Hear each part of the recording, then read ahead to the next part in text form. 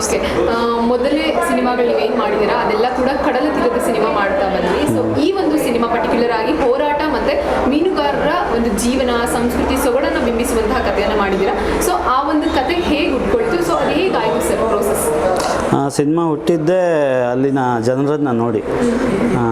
After corona ನಾನು ಕತೆ ಮಾಡಿಕೊಂಡಿದ್ದೆ. ಕತೆ ಮಾಡಿಕೊಂಡುಕ್ಕಿಂತ ಅದಕ್ಕಿಂತ ಮುಂಚಿತವಾಗಿ ಮೀನುಗಾರರನ್ನು ತುಂಬ ಸ್ಟಡಿ ಮಾಡಿದ್ದೆ. ಸೊ ನಂದು ಆ್ಯಕ್ಚುಲಿ ನೇಟಿವ್ ನಂದು ಕುಂದಾಪುರ. ಅಲ್ಲಿ ನಮ್ಮ ಮೀನುಗಾರರ ಜೊತೆಗೆ ಬೆರೆತು ಅವ್ರ ಜೊತೆಗೆ ಆಟ ಆಡಿ ಅವರ ಕಷ್ಟ ಸುಖ ಎಲ್ಲವೂ ನೋಡಿದ್ವಿ ನಾವು. ಸೊ ಅದರಲ್ಲಿ ಒಂದು ಎಳೆಯನ್ನು ಆರಿಸ್ಕೊಂಡು ಸಿನಿಮಾ ಮಾಡೋದಕ್ಕೆ ಹೊರಟಿದ್ವಿ. ಸೊ ಅಲ್ಲಿ ಹುಟ್ಟಿದ್ದು ಹೊನ್ನಾವರದ ಅಲ್ಲಿ ನಡೆದಿರುವಂಥ ಘಟನೆಗಳು ಆಗಿರ್ಬೋದು, ಅಲ್ಲಿಯ ಹೋರಾಟ. ಅಲ್ಲಿಗ ಉತ್ತರ ಕನ್ನಡ ಅಂತ ಬಂದರೆ ನಿಮಗಲ್ಲೊಂದು ಮಲ್ಟಿ ಸ್ಪೆಷಾಲಿಟಿ ಹಾಸ್ಪಿಟ್ಲ್ ಇಲ್ಲ, ಅಂದರೆ ಅದನ್ನು ಸ್ವಲ್ಪ ಸೈಡ್ ಲೈನ್ ಮಾಡಲಾಗಿದೆ. ಅಂದರೆ ಸ್ವಲ್ಪ ಅಲ್ಲಿ ಹೋಗೋದು ಕಡಿಮೆ, ರೂಟ್ ಲೆವೆಲ್ಲು ಅಂತ ಬಂದರೆ ಕರ್ನಾಟಕದ ಸೆಂಟ್ರಲ್ ಇಲ್ಲ, ಬಾರ್ಡ್ರಲ್ಲಿದೆ. ಸೊ ಈ ಅಲ್ಲಿಯ ಭಾಷೆ, ಸಂಸ್ಕೃತಿ, ಪರಿಸರವನ್ನು ಸಿನಿಮಾ ಮಾಡಬೇಕು ನಾನು, ಅದನ್ನ ಸ್ವಲ್ಪ ನಾಡಿಗೆ ಪರಿಚಯಿಸಬೇಕು ಆ ಕಲೆ ಭಾಷೆಯನ್ನು ಅಂತ ನಾನು ಆಗ ಅಂದ್ಕೊಂಡು ಸ್ಟಾರ್ಟ್ ಮಾಡಿ ಸಿನಿಮಾ ಇದು.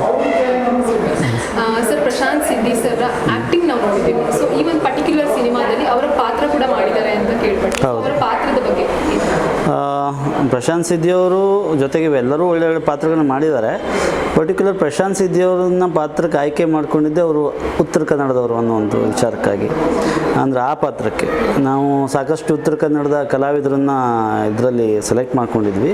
ಜೊತೆಗೆ ಆ ಪಾತ್ರಕ್ಕೆ ಉದಯ ಮೇಸ್ತಾ ಅನ್ನುವಂಥ ಒಂದು ಕ್ಯಾರೆಕ್ಟ್ರಿಗೆ ತುಂಬ ಸ್ಟ್ರಾಂಗ್ ಆಗಿ ಲೀಡ್ ಮಾಡ್ಕೊಂಡು ಹೋಗುವಂಥವ್ರು, ಈಕ್ವಲ್ ಟು ಪೃಥ್ವಿ ಅವರಿಗೆ ಟಕ್ ಆಫರ್ ಕೊಡುವಂಥ ಒಂದು ನಟನೆ ಮಾಡಬೇಕಾಗತ್ತೆ ಅಲ್ಲಿ.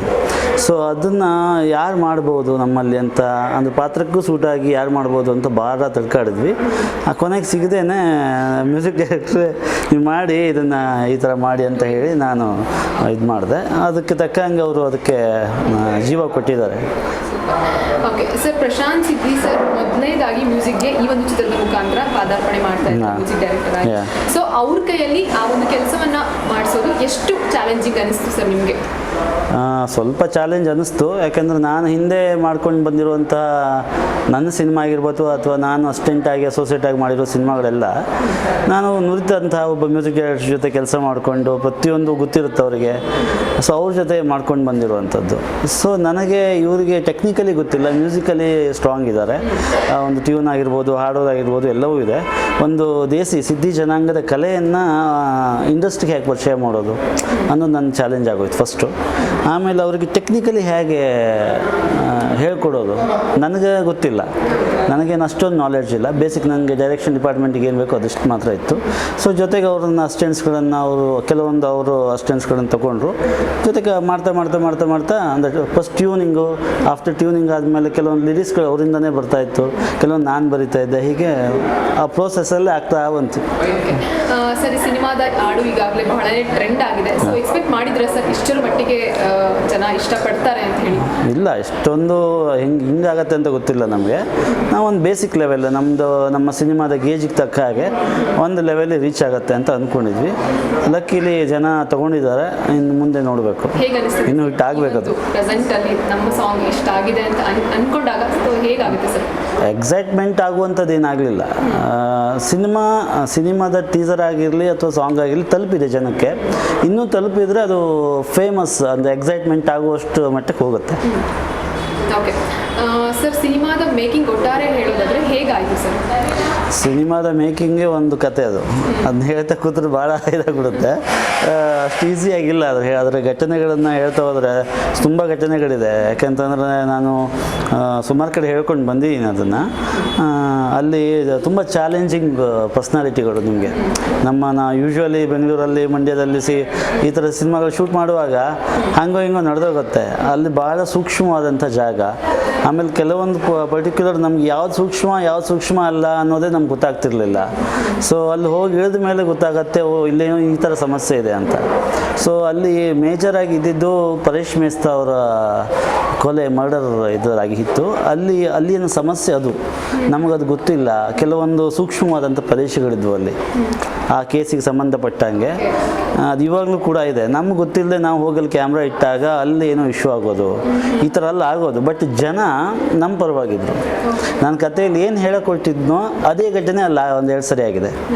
ಸೊ ಅದು ನಮ್ಮ ಇವಾಗಲೂ ಕೂಡ ಒಂದು ತಿಂಗಳಿಂದ ಅದೇ ಘಟನೆ ಮತ್ತೆ ಕಂಟಿನ್ಯೂ ಆಗ್ತಾ ಇದೆ. ಮೀನುಗಾರರು ಮತ್ತು ಪೊಲೀಸವರ ಮಧ್ಯದಲ್ಲಿರುವಂಥ ಹೋರಾಟ ಅದು ಇನ್ನೂ ಜೀವಂತವಾಗಿದೆ. ಅಂದರೆ ಈಗ ಮತ್ತೆ ಉಟ್ಕೊಂಡಿದೆಯಂತೆ. ನನಗೆ ಎಕ್ಸ್ಪೀರಿಯನ್ಸ್ ಆಯ್ತು ಅದು. ನಾನೇನು ಕತೆ ಕ್ಯಾರೆಕ್ಟರ್ ಕಂಡು ಮಾಡಿದ್ದೆ ಆ ಪಾತ್ರಗಳೆಲ್ಲ ನನ್ನ ಕಣ್ಣು ಮುಂದೆನೇ ಬಂದುಬಿಟ್ವು. ಒಂದು ಹಾಫ್ ಡೇ ಸಿನಿಮಾನೇ ನಿಂತೋಯ್ತು. ಆಮೇಲೆ ಪೊಲೀಸವರು ತುಂಬ ಸಪೋರ್ಟ್ ಮಾಡಿದ್ರು. ಪೊಲೀಸವರೇ ಮುಂದೆ ನಿಂತು ಶೂಟಿಂಗನ್ನು ಮುಗಿಸೋದಕ್ಕೆ ಹೆಲ್ಪ್ ಮಾಡಿದ್ರು ನಮಗೆ. ಓಕೆ ಸರ್, ನಿಮ್ಮ ಮುಂದಿನ ಪ್ರಾಜೆಕ್ಟ್ಸ್ ಬಗ್ಗೆ ಹೇಳೋದಾದ್ರೆ ಏನೆಲ್ಲ ಪ್ರಾಜೆಕ್ಟ್ ತಯಾರಿ ಇದೆ, ಒಂದೆರಡು ಪ್ರಾಜೆಕ್ಟ್ಸ್ ಇದೆ. ಇನ್ನೊಂದು ಸ್ವಲ್ಪ ಯೋಚನೆ ಮಾಡ್ತಾ ಇದ್ದೀನಿ ಈ ಸಿನಿಮಾದ ನಂತರ ಏನಾದರೂ ಮಾಡೋಣ ಅಂತ. ಒಂದು ವಿಜಯ ರಾಘವೇಂದ್ರ ಅವ್ರ ಜೊತೆಗೆ ಒಂದು ಮಾತುಕತೆ ಆಗ್ತಾ ಇದೆ. ಸೊ ಅದು ಬಿಟ್ಟರೆ ಇನ್ನೊಂದು ಅದು ಹೇಳಲಿಕ್ಕಾಗಲ್ಲ. ಸ್ಟಾರ್ ನಟರ ಜೊತೆಗೆ ಒಂದು ಮಾತುಕತೆ. ಸರ್, ನಿಮ್ಮ ಸಿನಿಮಾದ ಹೀರೋ ಆಗಿರ್ತಕ್ಕಂಥ ಪೃಥ್ವಿ ಸರ್ ಅವರ 2 ಸಿನಿಮಾ ಒಂದೇ ದಿನದಲ್ಲಿ ಬಿಡುಗಡೆ ಆಗ್ತಾ ಇದೆ ಫೆಬ್ರವರಿ 23ಕ್ಕೆ. ಸೊ ಆಗ ಅವ್ರು ಹೇಳಿದಾಗ ಅವ್ರ ರಿಯಾಕ್ಷನ್ ಹೇಗಿತ್ತು? ಸೊ ಅದ್ರ ಬಗ್ಗೆ ನಿಮಗೆ ಏನು ಒಪಿನಿಯನ್ ಇದೆ ಸರ್? ಅದು ಆ್ಯಕ್ಚುಲಿ ಒಂಥರ ಅದೃಷ್ಟ, ಇನ್ನೊಂದು ವಿಪರ್ಯಾಸ. ಅದು ಅವರಿಗಾಗಿರ್ಬೋದು, ನಮಗಾಗಿರ್ಬೋದು. ಆ್ಯಕ್ಚುಲಿ 1 by 1 ಬರಬೇಕಿತ್ತು. ಸೊ ಎರಡೂ ಕಡೆಯಿಂದ ಟೀಮು ಒಂದೇ ನಿರ್ಧಾರಕ್ಕೆ ಸ್ಟಿಕ್ ಆನ್ ಆಗಿರೋದ್ರಿಂದ ಸೊ ಅದು ಅವರಿಗೂ ಸ್ವಲ್ಪ ಕಷ್ಟ ಆಗ್ಬೋದು ಮುಂದೆ. ಯಾಕೆಂತಂದರೆ ನಮಗೂ ಬರಬೇಕಾಗತ್ತೆ, ಅಟ್ ದ ಸೇಮ್ ಟೈಮ್ ಅಲ್ಲೂ ಹೋಗಬೇಕಾಗತ್ತೆ. ಎರಡೂ ಅವರದ್ದೇ ಕೂಸು. ಜೊತೆಗೆ ನಮ್ಮ ಕೂಸು ಜಾಸ್ತಿ ಇದಿರುತ್ತೆ. ಆ ಸಿನಿಮಾಗೂ ಒಳ್ಳೇದಾಗಲಿ ಅಂತ ಬಯಸ್ತೀನಿ ನಾನು. ಅದು ಯಶಸ್ಸಾಗಲಿ. ಹಿಂದೆ ಅಂಬರೀಷ್ ಅವ್ರದ್ದು ಇದೇ ಥರ ಆಗಿತ್ತಂತೆ. ಅದಾದಮೇಲೆ ಈಗ ಇವರದ್ದೇ ಇಂಡಸ್ಟ್ರಿಯಲ್ಲಿ ಫಸ್ಟ್ ಟೈಮ್ 1 day 2 ಸಿನಿಮಾ ಇದಾಗ್ತಾ ಇರೋದು. ಅದು ಏನಂತ ಹೇಳಲಿಕ್ಕಾಗಲ್ಲ. ಅದು ಅವ್ರನ್ನೇ ಕೇಳಿದ್ರೆ ಚೆನ್ನಾಗಿರುತ್ತೆ. ಅದು ಅವ್ರ ಜವಾಬ್ದಾರಿಗಳು. ನಾವು ಅದನ್ನು ಜಾಸ್ತಿ ಕ್ವಶನ್ ಮಾಡಲಿಕ್ಕಾಗೋದಿಲ್ಲ. Okay sir, thank you. ಸಿನಿಮಾಗೆ ಶುಭವಾಗಲಿ ಅಂತ ಹೇಳಿ ನಾವು ನಮ್ಮ ವಾಹಿನಿ ಪರವಾಗಿ ಹಾರೈಸ್ತೇವೆ. Thank you sir. Thank you.